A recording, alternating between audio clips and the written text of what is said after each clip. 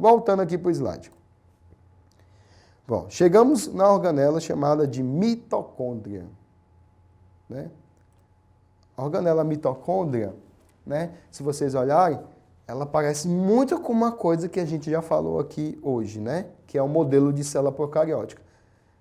Eu gostaria de dar aqui um destaque o modelo da célula procariótica, tá? Se vocês olharem aqui, o modelo da célula procariótica, tá certo? Vocês olharem, ó, tem a cápsula, né? Envoltório, tem uma parte do citoplasma e tem o material genético. Então, como eu falei para vocês no início da aula de citoplasma, é uma estrutura bem simples, né? Agora eu quero que vocês comparem com a imagem do slide que nós estamos agora a seguir. Olha como é parecido. Olha como é bem próximo. Nós temos a membrana, né? Na verdade, nós temos duas membranas, né? A membrana externa e a membrana interna. Então, é um envoltório. Nós temos a parte, né, internalizada, como se fosse o citoplasma, que na verdade nós chamamos, né, de espaço intermediário, que na verdade tem uma substância chamada de estroma. E, claro, nós temos nesses envoltórios da membrana interna, no caso aqui a matriz, que é como se fosse o citoplasma da organela, no caso do citoplasma da célula bacteriana, nós temos os ribossomos, ou seja, uma organela que tem um ribossomo também, tá certo? Lembrando que o ribossomo tem função de produzir o quê, pessoal? Proteínas, tá? Vou só identificar aqui, proteína.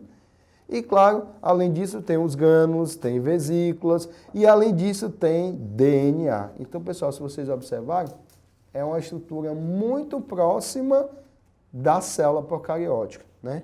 É tanto que existe uma teoria sobre a origem da vida, né, que fala sobre exatamente isso, né? Ou seja, que certamente essa organela, no caso a mitocôndria, ela possa ter sido evolutivamente oriunda, né? Ou seja, derivada de seres procariotas, ou seja, bactérias primitivas que foram capturadas pelas células e essas passaram a permanecer e a se multiplicar por conta própria dentro da célula. E aí hoje é uma organela muito importante. E por que ela é muito importante, professor?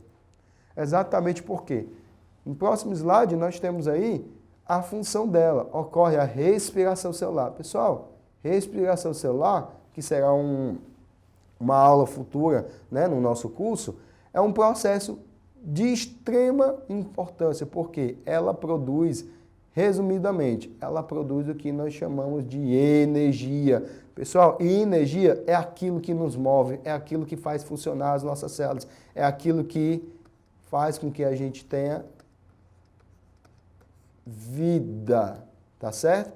Sem energia não há vida. Então, assim, é a nossa fábrica de energia que mantém as nossas células funcionando e, claro, nós que temos trilhões de células, cada célula fazendo sua parte, faz com que a gente esteja vivo e faz com que eu esteja falando aqui e você estudando aí. Olha aí, coisa legal.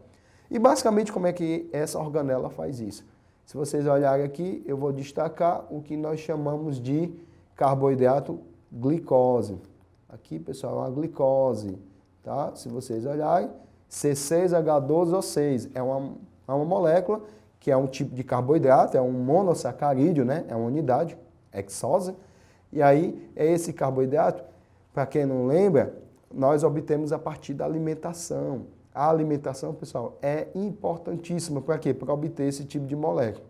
E essa molécula é importante para as mitocôndrias, porque com a ação do oxigênio que nós obtemos a partir do processo, né, de respiração, sistema respiratório, elas vão atuar junto à glicose, vão produzir CO2, que geralmente CO2 nós eliminamos na expiração, a água que é residual e 30 ATP. Pessoal, ATP, como eu já destaquei aqui, são as moléculas que vão fornecer calorias, ou seja, a energia que vai nos dar a vida. Então, se você não respirar e se você não comer, você não tem energia. E você não tem energia, você não tem vida, tá certo?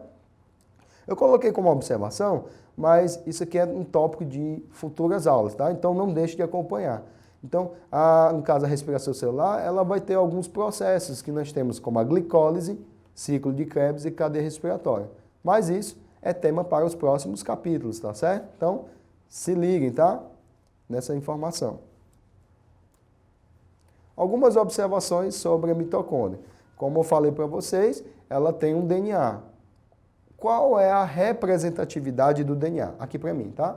Pessoal, toda célula que tem DNA, isso quer dizer que ela tem uma estrutura de comando. E se tem uma estrutura de comando, ela vai não só trabalhar sobre esse comando do DNA, bem como ela vai se reproduzir. Ou seja, a mitocôndria está compondo, né, um leque de componentes nos quais se reproduzem por conta própria. Então, toda organela que tem DNA próprio, ela se reproduz por conta própria. Ou seja, a célula pode nem estar se multiplicando, mas as mitocôndrias podem estar se multiplicando. Então, assim, dentro de uma célula que não está se dividindo, tem centenas de mitocôndrias, tá certo? E cada uma das mitocôndrias trabalhando com glicose, com a ação do oxigênio e produzindo ATP, que é a molécula que vai fornecer calorias, que a gente chama de energia em forma de calor, tá? E essa energia vai fornecer o movimento e é o que é necessário para as atividades metabólicas para nos fornecer a habilidade de viver. Então, assim, é muito importante a atuação da mitocôndria dentro da célula, ok? Lá no slide agora, as mitocôndrias são de origem materna. Como assim, pessoal, de origem materna? Ah, eu não tenho mitocôndria do meu pai, não? Como é que é um negócio desse? Aqui para mim. Pessoal, não sei se vocês estão lembrados, em uma parte da aula eu falei para vocês que para fecundação, ou seja, para formar um novo ser, eu preciso de um espermatozoide e eu preciso de um óvulo. O espermatozoide, ele tem as próprias mitocôndrias, porque ele vai utilizar substâncias eliminadas a partir da ejaculação que vai fornecer energia. Mas para a célula espermatozoide que vai se deslocar até o óvulo para fecundar. Aí que está. O detalhe é que quando o óvulo ele permite a entrada do espermatozoide, o espermatozoide elimina o núcleo com o seu material genético. Todas as mitocôndrias que estavam no espermatozoide são descartadas. Isso quer dizer o quê? Nenhuma delas vai adentrar no óvulo e vai compor o futuro zigoto, ou é a célula-ovo, que é a nossa primeira célula, né, da nossa formação como indivíduo. Então, assim, pessoal, as únicas mitocôndrias que serão aproveitadas serão as mitocôndrias da célula feminina, ou seja, do óvulo ou ovócito 2, como a gente também chama. Então, assim, todas as nossas mitocôndrias, das nossas trilhões de células que nós temos no nosso corpo, todas são oriundas exclusivamente da célula materna, tá certo? É por isso que, por exemplo, quando tem algumas ocasiões onde uma pessoa sofre um acidente, aí essa pessoa foi carbonizada, e aí se recupera algumas células para fazer comparativo de DNA, para identificar o parentesco, geralmente se identifica o indivíduo materno ou as pessoas oriundas, né, do indivíduo materno, ou seja, os parentescos, avós, tias, entre outras coisas, irmãs ligado ao indivíduo materno e não do pai. Ok, pessoal? Se liga nisso, é importante também saber isso, tá?